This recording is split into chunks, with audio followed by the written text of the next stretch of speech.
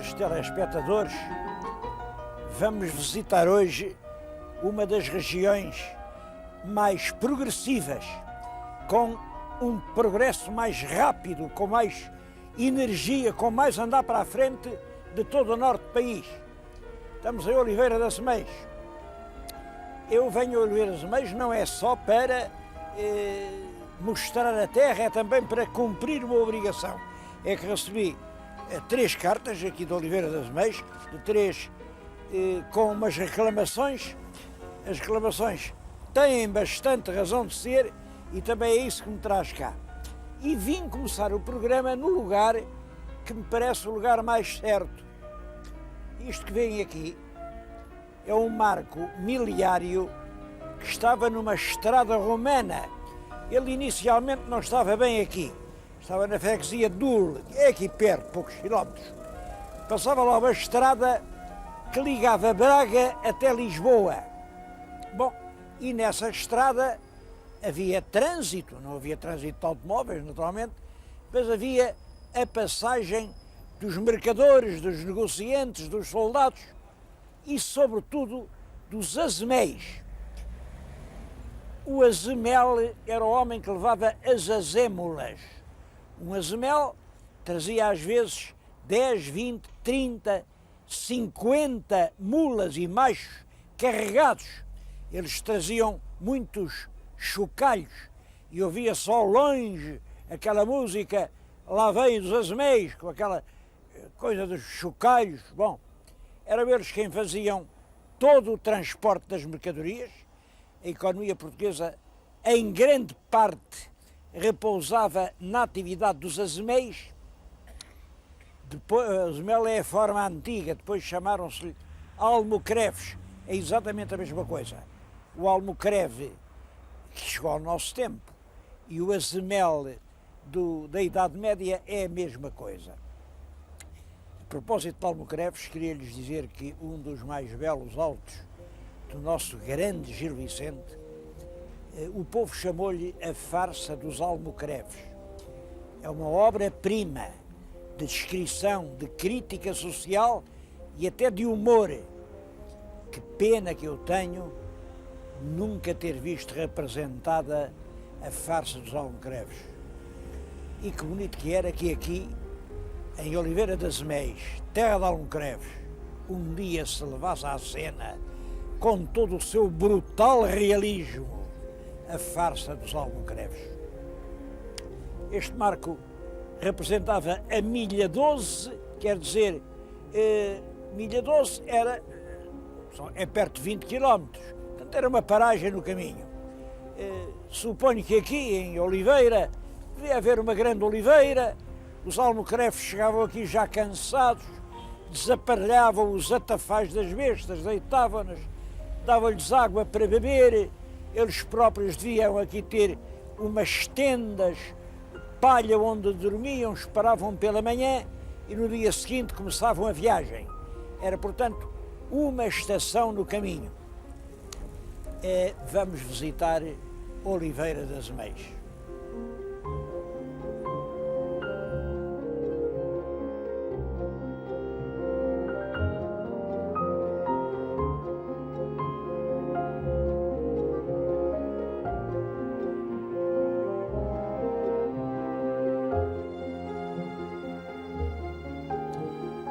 Pois os meus correspondentes de Oliveira das Meias dizem muita coisa, mas há um ponto em que estão todos de acordo.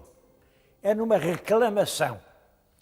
Dizem que eu, naquele programa que fiz sobre o vidro da Marinha Grande, e em que fiz umas referências à história do vidro em Portugal, não falei nada do vidro de Oliveira das Meias, e que Oliveira das Meias tem um lugar de grande importância na história do vidro português.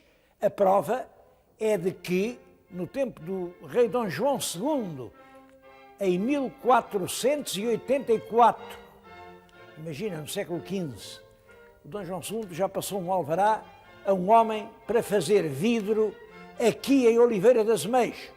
A fábrica que nessa altura se instalou, a fábrica do Covo, Eu daqui a bocadinho vou-lhes mostrar a fábrica do Covo.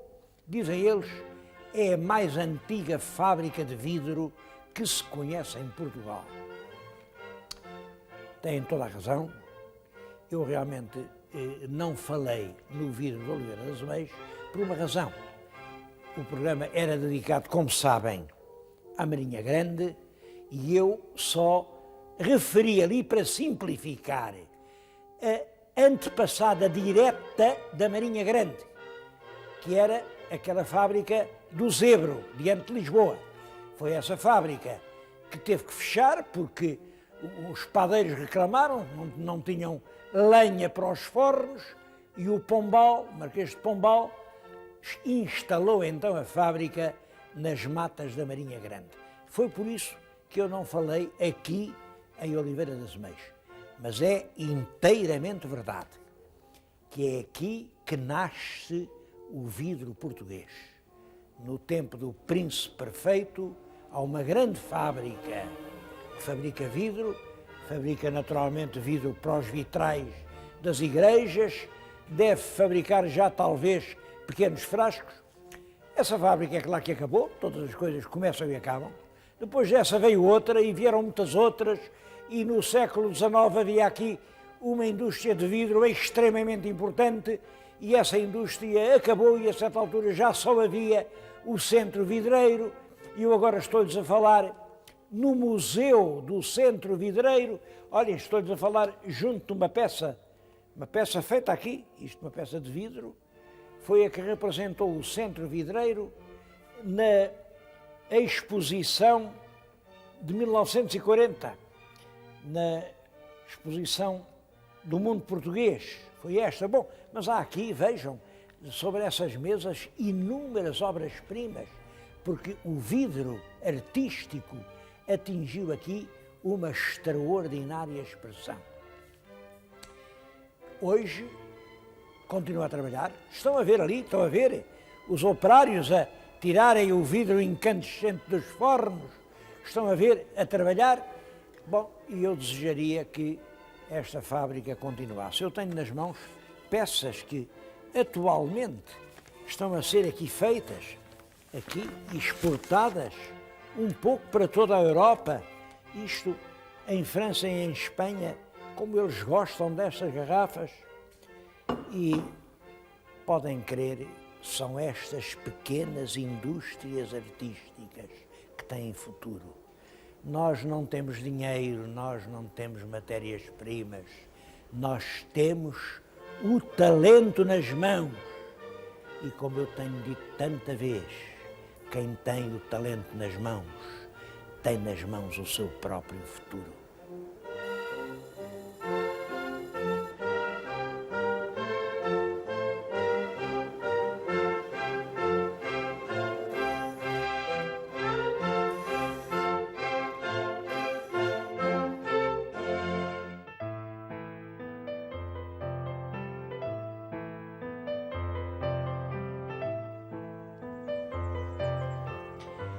A antiga fábrica do Covo, talvez a primeira fábrica de vidro em Portugal, era aqui. Ainda estão de pé as suas paredes.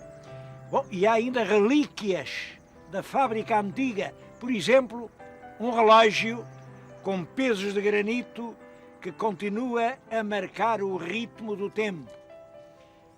Mas o tempo mudou. Hoje este edifício continua muito bem estimado, mas está adaptado a outras funções. Há aqui uma escola de equitação, que tem imenso interesse, tem muitos alunos. O que é curioso é que aqui, na velha Quinta do Covo, ainda estão documentos preciosos, referentes à fabricação do vidro em Portugal. Preciosos, e se ninguém olha por eles, daqui a pouco estão destruídos, porque realmente o tempo não poupa nada. Toda a Quinta é um monumento histórico. Isto pertencia à família da esposa do nosso escritor Eça de Queiroz, da Dona Emília Rezende. Portanto, foi aqui, nesta casa, que Eça de Queiroz passou uma parte da sua lua de mel. Tudo isso são coisas que mereciam ser recordadas.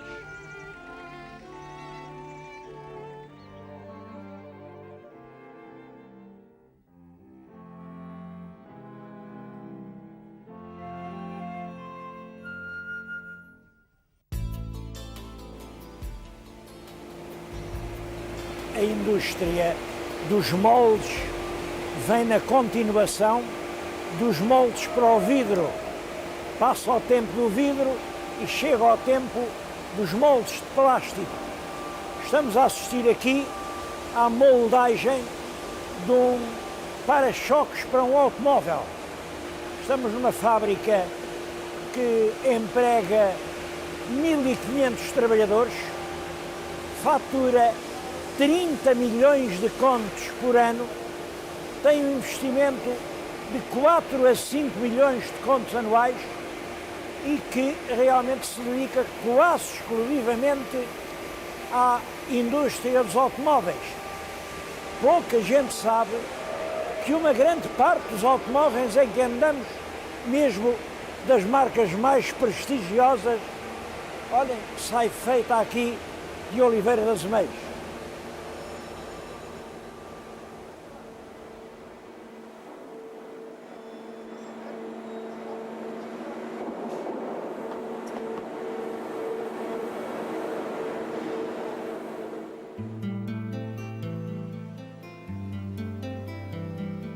Eu acho que um traço magnífico para revelar a alma desta terra é o rio Ule. Ule, logo a palavra é bonita, é só 2 letras. U-L. Ule. Eu às vezes até penso se este Ule não pode ter alguma ligação com Ulicipo. Ule quer dizer rio. Ulicipo seria a cidade do rio. Bom, temos aqui um rio, um belo rio, o rio com uma torrente forte e, portanto, com o rio dá a força, vieram os moleiros. Veio um moinho, outro moinho, outro moinho. Havia aqui mais de uma centena de moinhos. Bom, atrás dos moinhos vieram os padeiros. Ainda hoje aqui, na aldeia de Ule, porta sim, porta não, há uma padeira. Ninguém chama padeiras, eu estou a dizer padeiras, chamam-lhe as padeirinhas. Há aqui uma ternura, as padeirinhas de Ule. E fazem um pão, é o pão de Ule. O senhor telespectador não pode imaginar que coisa deliciosa que é este pão de Ule. Ele não se vende em Lisboa, no Porto sim. Até diz que em Lisboa foi um rapaz daqui, de Oliveira, entrou numa padaria e disse: eu quero pão de Ule. Pão de quê? Pão de Ule. O quê? Pão de Ule. Bom, e o padeiro pensou, coitado, e foi lá dentro e trouxe-lhe o pão mais duro que havia e disse: se calhar é este. Bom, o pão de Ule é um pão inteiramente amassado à mão, com fermentos inteiramente naturais. É um pão cozido num forno que há dentro de cada casa. Aqui toda a casa tem um forno. E a lenha, aqui não há eletricidades, não há nada disso. E resulta um pão que é realmente das coisas melhores que se podem encontrar. Eu estava a falar e olha, estava aqui a comer um bocadinho de pão de Ule. São uns pães pequeninos, um pão pequenino, às vezes maior são 2 ligados ou 4. Também há o pão de 4. Dá-me ali uns pães daqueles de 4 para mostrar o pão de Ule. Este é, chamam isto? É, uma carreira. É. São 4 pãezinhos, é uma ração. Ora bem, o que é curioso é que, evidentemente, hoje já não estamos no tempo, enfim, das padarias, propriamente deste tipo. Isto sobrevive, porque realmente é muito bom, porque toda a gente quer comprar isto. No Porto isto esgota-se, mas evidentemente as fábricas, os moinhos pararam e em vez dos moinhos de farinha surgiram, porque ficou a tradição, as fábricas do descasque de arroz. E é aqui, em Iule, que se encontram grandes fábricas de descasque, que representam só por si 70% da capacidade industrial portuguesa de descasque de arroz. Estou a falar nisto porque acho que isto mostra bem até que ponto estas pequenas tradições se podem transformar em indústrias florescentes. E mostra também, desde a velha roda do moleiro que o rio fazia mover até à fábrica do descasque de arroz de alta tecnologia, o progresso nunca parou.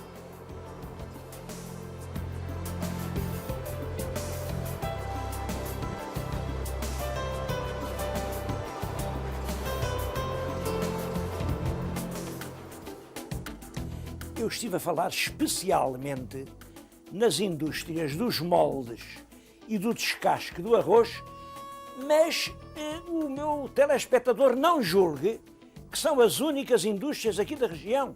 Pelo contrário.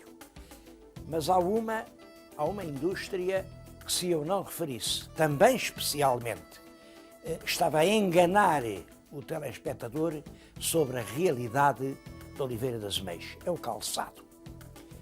Aqui no concelho há mais de 500 fábricas de calçado. Dependem desta indústria cerca de 8.000 trabalhadores. O calçado atinge aqui realmente uma qualidade que são fabricados aqui. Muitos dos modelos que nós podemos encontrar nas montras mais prestigiosas de Paris, de Roma, de Madrid. Não tenho tempo para referir-me mais demoradamente à indústria do calçado, mas queria só dizer isto.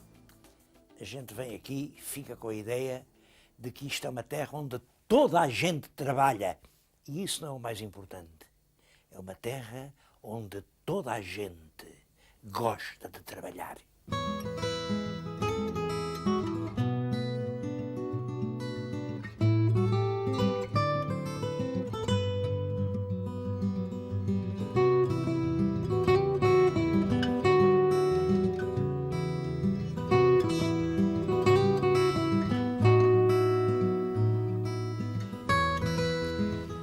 Desta terra pedregosa e pobre tiveram que sair dezenas e dezenas de milhares de imigrantes. Penso que nenhum desses imigrantes ficaria tão célebre como aquele que se chamou José Maria Ferreira de Castro. Nasceu no fim do século, em 1898, há 2 anos foi o centenário do nascimento. Em 1910, o próprio ano da República fez exame de instrução primária e 2 ou 3 meses depois, pediu licença ali no Governo Civil de Aveiro e vai para o Brasil, imigrante aos 12 anos. Lá teve um tempo de extrema dureza, que ele nos recorda na selva. Bom, e como sabem, veio a ser um dos grandes escritores portugueses da primeira metade do nosso século.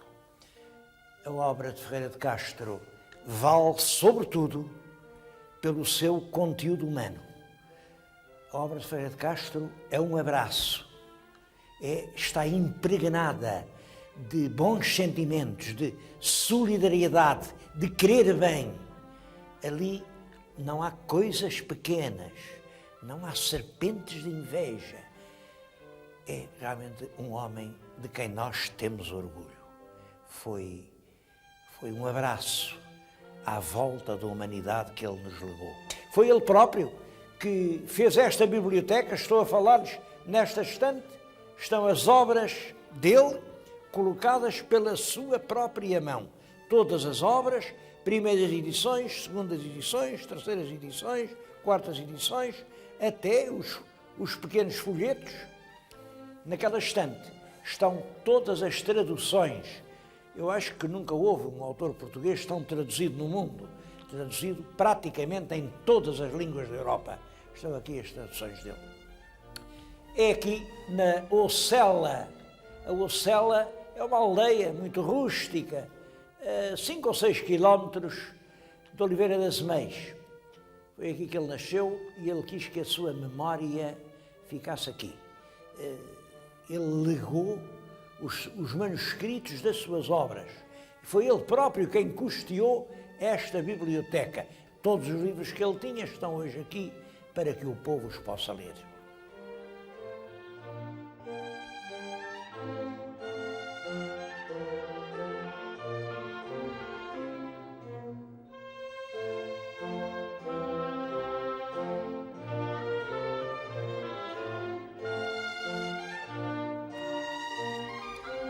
Mas é toda a história de Oliveira das Meias que se liga com a imigração para o Brasil.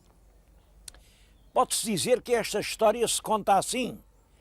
Até ao século XIX é uma pequena paragem de Almocreves. A partir de 1850 dá um grande salto em frente com a primeira vaga da imigração brasileira e depois de 1950 outro grande salto em frente, agora com as indústrias. Hoje é uma bela cidade industrial. Essas histórias do Brasil têm aqui, em toda a parte se contam histórias. Vou-lhes contar uma que acho muito curiosa. Estou aqui em Cucujens. 2 vizinhos foram para o Brasil, ambos tiveram sorte, ambos voltaram ricos. Um comprou uma quinta daquele lado e outro uma quinta deste lado. Claro que não tardou a que surgissem questões, partilhas. Então, quando fizeram a estrada, ficou um pedaço daqui, mas o dono daquela quinta, que era comendador, era o comendador Sol, António da Costa Sol, dizia, isso é meu. Mas o daqui dizia, não, isto ficou deste lado da estrada, isto é meu. Andaram nos tribunais anos e anos, até que o Supremo deu razão ao Sol. O Sol, se virem bem ali na quinta dele, ainda lá está um Sol na grade. O Sol ficou triunfante, mas o outro ficou farto daquilo e disse, nunca mais quero ver esse homem na minha frente. Então o Sol diz, ai, não queres? Manda fazer a si próprio aquela enorme estátua com um plinto de granito, e lá está ele enorme, como o outro, o Brandão, vivia além. Todas as manhãs chegava à janela do quarto e o que ele via era mesmo o seu vizinho Sol. Então o Brandão manda fazer aqui, diante do vizinho Sol, do lado de cada quinta, uma colina artificial. Ali está ela, é um monte, mandou carregar carregadas e carregadas de terra e de pedras, e a colina subiu mais alto que a estátua, e quando ele vinha à janela já não via a estátua do Comendador Sol, mas pelo contrário via as árvores que ele próprio plantou. É uma das muitas histórias de brasileiros que enchem toda esta região. Por isso penso que o conjunto das casas de brasileiros que há aqui, todo o conjunto, é um património de extrema importância.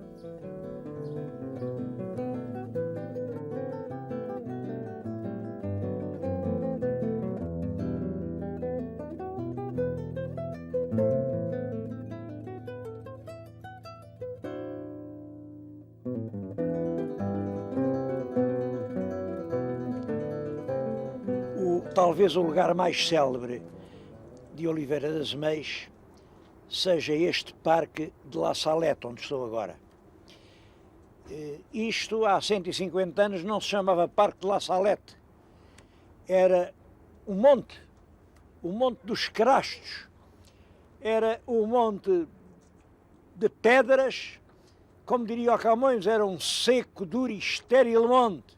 Não tinha uma árvore, não tinha uma gota d'água, não tinha uma flor. Era um chavascal inóspito, desértico. Bem, mas em 1870, foi exatamente em 70, fizeram aqui uma capela em honra da Senhora de La Salette. A Senhora de La Salette é uma invocação francesa da Virgem, baseada numa aparição no lugar de La Salette. La Salette é nos Alpes, na diocese de Grenoble.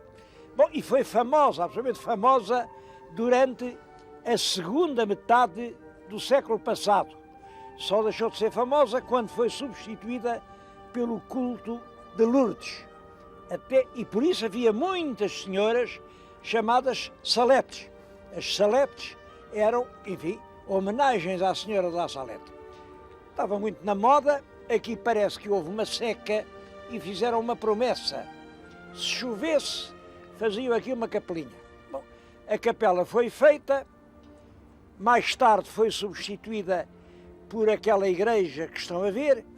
Aquela igreja é, enfim, um estilo neogótico, é já do nosso século. Apesar daquele gótico todo, aquilo só foi terminado em 1933. O interior tem realmente uns vitrais bonitos, mas é claro, ressente-se tudo de ser um gótico de cimento, não é bem uma coisa do nosso tempo. Agora, ao mesmo tempo que se ia fazendo a capela, ia-se fazendo um parque. Meteram as árvores uma a uma, trouxeram a água lá de baixo até aqui, que era um sítio extremamente seco. Conseguiram fazer um lago com barcos, onde as crianças passeiam. Isto hoje é um logradouro. As pessoas de Oliveira, ao fim da tarde, velhos e novos, vêm aqui, sentam-se nestes bancos, jogam a bisca. É um lugar de toda a gente. É realmente, enfim, uma sala comum em Oliveira das Meias. Estou a dizer isto porque penso que isto é simbólico e mostra do que esta gente é capaz. Esta gente, de um bocado de terra seca, fez um dos parques mais encantadores de todo o nosso país. Esta gente, das suas pobres azenhas, fez o maior centro de descasque de arroz que há em Portugal. Esta gente, das suas toscas fábricas de vidro, fez estas magníficas fábricas de moldes, que são um dos grandes centros de moldes em todo o mundo. Se todos os portugueses fizessem assim, nós éramos realmente um grande país.